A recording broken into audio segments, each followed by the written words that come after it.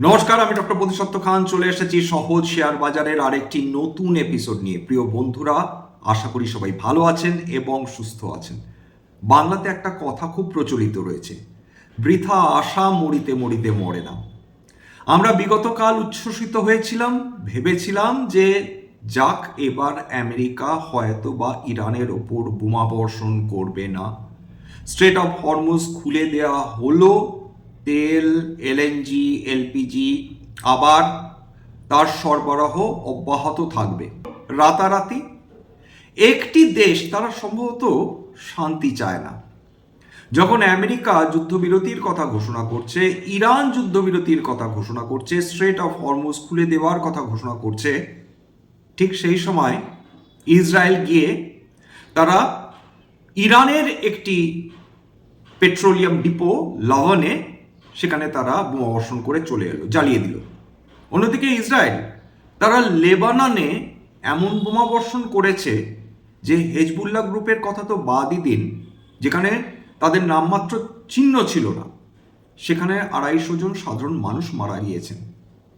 এইবার ভাবুন, এরকম একটা পরিস্থিতিতে ইরান কি করেছে? ইরান বলেছে যদি এরকম চলতে থাকে সেক্ষেত্রে আমরা হরমুজ খুলতে দেব না, আমরা হরমুজ বন্ধ করে দিচ্ছি।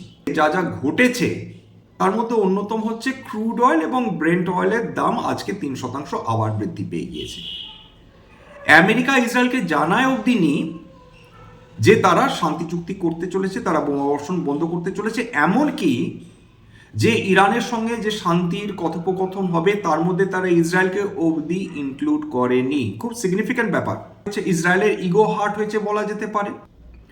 এমন একটা পরিস্থিতিতে যেখানে গোটা বিশ্ব ভুগে চলেছে, প্রত্যেকটা অর্থনীতি ভুগে চলেছে, তেলের দাম আকাশ ছোঁয়া হয়ে গিয়েছে, এলপিজির আকাল চলছে, এলএনজি পাওয়া যাচ্ছে না, বিভিন্ন সেক্টর একের পর এক ক্ষতির মুখ দেখার জন্য বসে রয়েছে। এমন একটা পরিস্থিতিতে ইসরায়েল চাইছেই না যে এই ধরনের শান্তি হোক। যদি বিশ্ব অর্থনীতিকে আবার ট্র্যাকে ফিরতে হয়, যদি ভারতীয় অর্থনীতিকে আঘাতমুক্ত হতে হয়, তবে এই শান্তির প্রয়োজন রয়েছে, বিশেষত স্ট্রেট অফ হরমুজ খুলে দেওয়ার প্রয়োজন রয়েছে।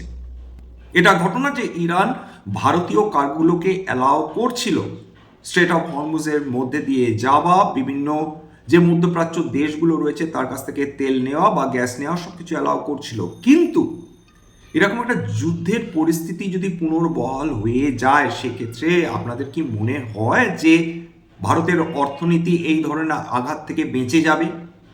আমরা এলপিজি, এলএনজি বিনা বাধায় পাবো বা কম মূল্যে পাবো? উত্তর হচ্ছে না, এটা কোনোটাই সম্ভব নয়। ইসরায়েল এই মুহূর্তে তাদের লক্ষ্য এবং আমেরিকার লক্ষ্য দুটো কিন্তু সম্পূর্ণভাবে ভিন্ন। ইসরায়েলের যে হোল্ড রয়েছে আমেরিকার ওপর, সেটা বিশ্ব জানে। 1948 থেকেই আমরা ইসরায়েলের সঙ্গে আমেরিকার সখ্যতা দেখে চলেছি এবং আমেরিকার মধ্যে এরকম একটি পাওয়ারফুল গ্রুপ রয়েছে যারা সবসময় ইসরায়েলের সপক্ষে কথা বলে থাকে। ইসরায়েল যাতে সাহায্য পায় আমেরিকার কাছ থেকে, সেটার দিকে তাদের তীক্ষ্ণ নজর রয়েছে এবং সেই গ্রুপটাই তারা বারবার আমেরিকান প্রেসিডেন্টকে কনভিন্স করে চলেছে যে কোনোভাবেই যাতে ইরানের ওপর আক্রমণ বন্ধ না। ইসরায়েলের লক্ষ্য কিন্তু কেবলমাত্র ইরানকে পরাহত করা নয়, তাদের বিধ্বস্ত করা নয়। ইসরায়েলের আরও অনেক বড় টার্গেট রয়েছে, সেটা হচ্ছে গ্রেটার ইসরায়েল। এই গ্রেটার ইসরায়েল বলতে ইরাকের 2/3 অংশ, সৌদি আরবের ঠিক অর্ধেক, ইজিপ্টের একটি অংশ, গোটা সিরিয়া, গোটা লেবানন, প্যালেস্টাইন, এই সমস্ত দেশ ইনক্লুডিং জর্ডন তার একটি অংশ ইসরায়েলের প্রয়োজন রয়েছে তাদের গ্রেটার ইসরায়েলের লক্ষ্যে, যেটার সঙ্গে আমেরিকার লক্ষ্যের কোনো সম্পর্ক নেই। আমেরিকার মূল লক্ষ্য একটি ক্যাপিটালিস্ট দেশ, তার মূল লক্ষ্য একটি, যে কি করে কোন দেশ থেকে ম্যাক্সিমাম প্রফিট করা সম্ভব।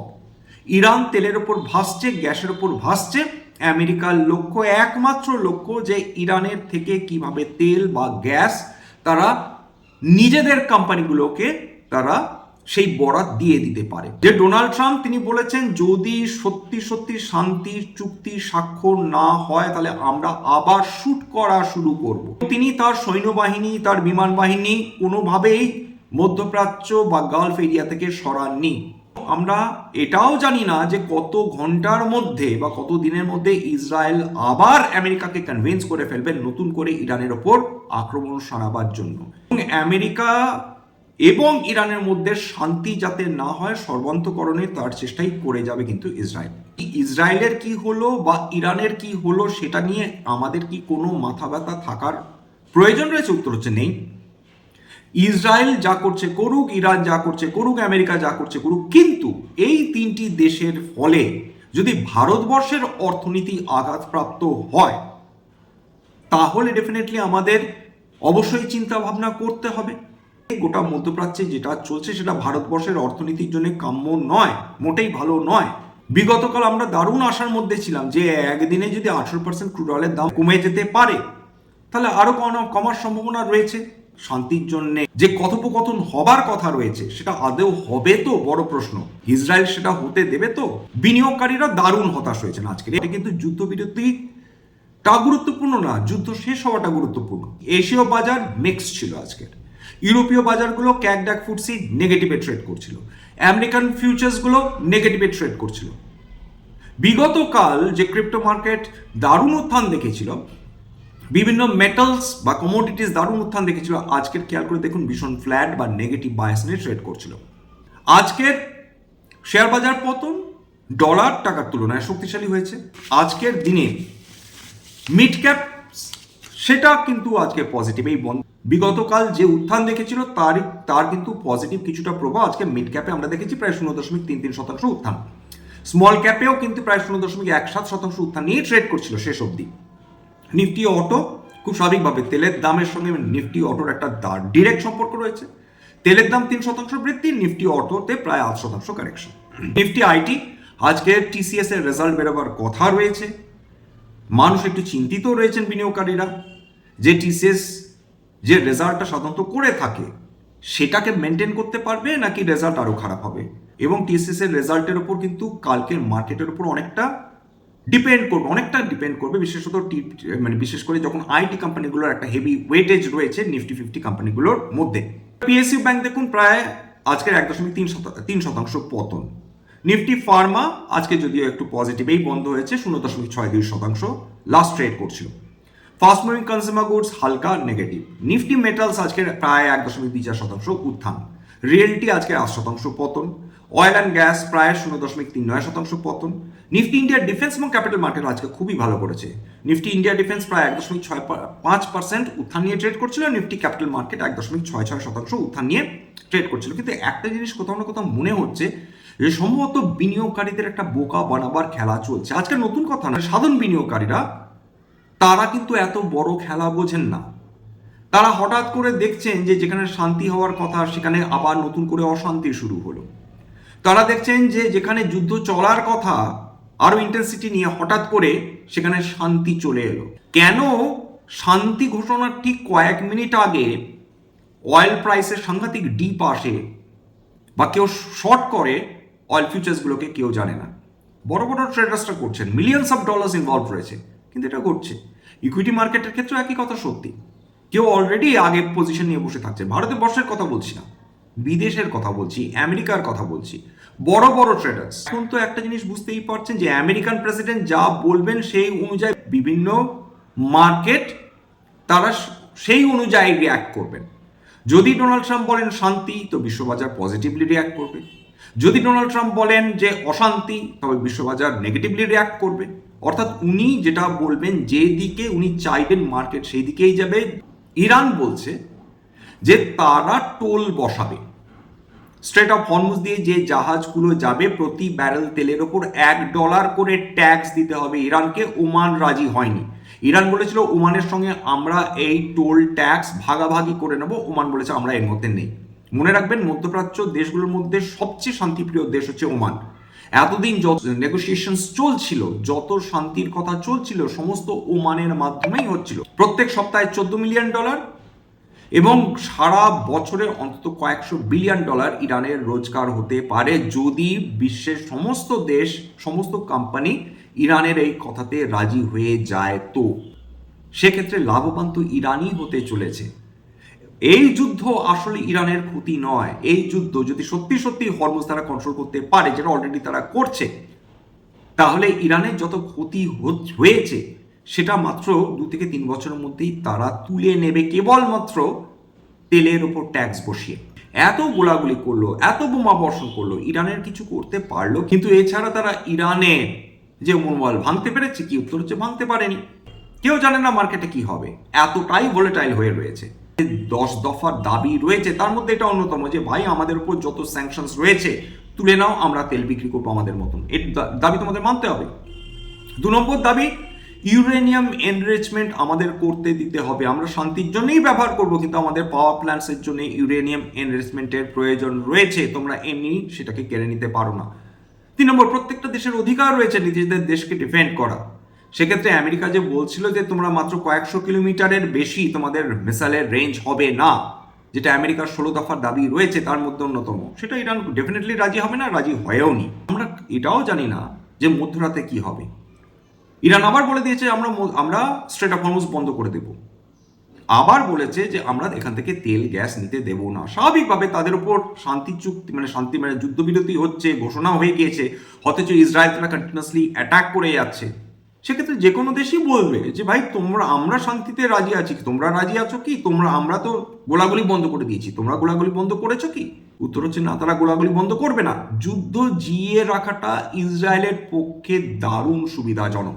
এবং একটা জিনিস নিশ্চিন্ত থাকুন, যদি আমেরিকা ঢাল হয়ে ইসরায়েলের সামনে না দাঁড়াতো, তাহলে ইসরায়েল এতদিন টিকে থাকতে পারতো কি? উত্তর হচ্ছে কোনোভাবেই টিকে থাকতে পারতো না। ডিমান্ড করছে তোমরা যদি আমাদের উপর স্যাংশনস না সরাও, আমরা স্ট্রেট অফ হরমুজ তো খুলবই না, উপরন্তু ট্যাক্স বসাবো, এবং আমাদের যে ক্ষয়ক্ষতি হয়েছে হয় তোমরা মেটাবে, অর্থাৎ আমেরিকা মেটাবে, নতুবা আমরা এই টোল আদায় করে আমাদের যে ক্ষতি হয়েছে সেই ক্ষতিটা আমরা উসুল করে নেব। তাদের পয়েন্ট অফ ভিউ থেকে তারা কিন্তু জাস্টিফাই। কিন্তু ওই যে রাজায় রাজায় যুদ্ধ হয়, উলু খাগড়ার প্রাণ যায়, গোটা বিশ্ব অর্থনীতির প্রাণ যাচ্ছে। এর শেষ কোথায় আমরা কেউ জানি না। এই ধরনের যুদ্ধ চট করে মেটে না, মেটা সম্ভবও নয়। এটা যুগের পর যুগ চলতে থাকে। এই যে হিংসা, এই যে দেশ, এই যে বিদ্বেষ, অকারণ বিদ্বেষ, এর ফলে ভারতের অর্থনীতি ভালো অবস্থায় থাকবে না। আমরা এখনো সাফার করছি, আমরা ভবিষ্যতেও সাফার করব, আরো বেশি আমাদের সাফারিং হবে যদি এই যুদ্ধ চলতে থাকে। তো এখন তো কেবলমাত্র তেল পাচ্ছি না, এখন তো কেবলমাত্র গ্যাস এবং এলএনজি পাচ্ছি না, অর্থাৎ কুকিং গ্যাস এবং এলএনজি পাচ্ছি না।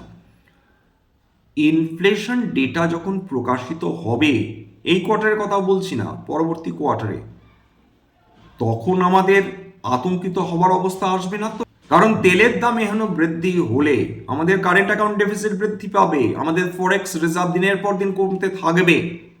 ফরেক্স রিজার্ভ একটি দেশের যত বেশি থাকবে, তত সেই দেশটির ক্রয় ক্ষমতা থাকবে বিশ্ববাজারে, তত তার মান্যতা বা গ্রহণযোগ্যতা থাকবে গোটা বিশ্ববাজারে। যদি দিনের পর দিন আমাদের ফরেক্স ডিপ্লিটেড হতে থাকে, সেটা নিঃসন্দেহে চিন্তার বিষয় বই কি।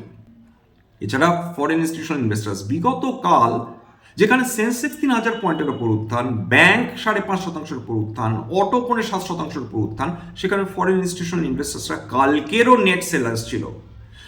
মানে লিটারালি রক্তাক্ত হয়ে চলেছে এফআইআই প্ল্যাটফর্ম, প্রত্যেক দিন নিরন্তর বিক্রি করছে। বাজার যতই উত্থান দেখাক না কেন, ভারতীয় শেয়ার বাজারের কথা বলছি, ফরেন ইনস্টিটিউশনাল ইনভেস্টার্সদের বিক্রি বাটা কোনোভাবেই কমছে না। এবং এর সঙ্গে একটা কথা জেনে রাখুন, যে দিন থেকে ভারত সরকার তারা ক্যাপিটাল গেইন ট্যাক্স বৃদ্ধি করেছে, তারপর থেকে সেই যে এফআইআই সেলিং শুরু হয়েছে, সেটা কিন্তু থামার নাম নেই।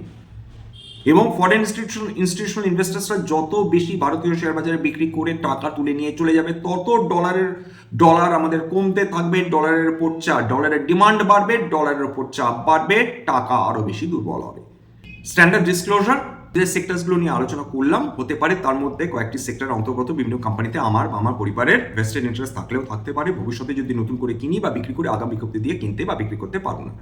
স্ট্যান্ডার্ড ডিসক্লেমার, এটা কেবলমাত্র একটা এডুকেশনাল চ্যানেল। বাঙালি বিনিয়োগকারীদের ইনভেস্টার অ্যাওয়ারনেস বৃদ্ধির জন্য এখানে কোনো ধরনের কোনো শেয়ারে buy sell recommendation, suggestion, advice আমাকে ইনফ্লুয়েন্স করার প্রচেষ্টা নেই। আমার কথা শুনে যদি কোনো শেয়ারে বাই সেল সিদ্ধান্ত নেন, ক্ষতির মুখোমুখি হতে পারেন। সুতরাং সবসময় একজন সেবি রেজিস্টার্ড ইনভেস্টমেন্ট অ্যাডভাইসারের পরামর্শ নেওয়ার চেষ্টা করুন বা নিজে ডিউ ডিলিজেন্স করুন, সেক্ষেত্রে আপনারা উপকৃত হলেও হতে পারেন। সবশেষে যেটা বলি, যদি এই ধরনের এপিসোড আপনাদের ভালো লাগে প্লিজ একটা লাইক দেবেন, প্লিজ সাবস্ক্রাইব করবেন, এবং যদি সত্যি মনে হয় আমার বাঙালি ভাই বোনদের জীবনে একটুখানি ভ্যালু অ্যাড করতে পেরেছি প্লিজ নিজের গ্রুপে শেয়ার করে দেওয়ার চেষ্টা করবেন। আজকের জন্য নমস্কার।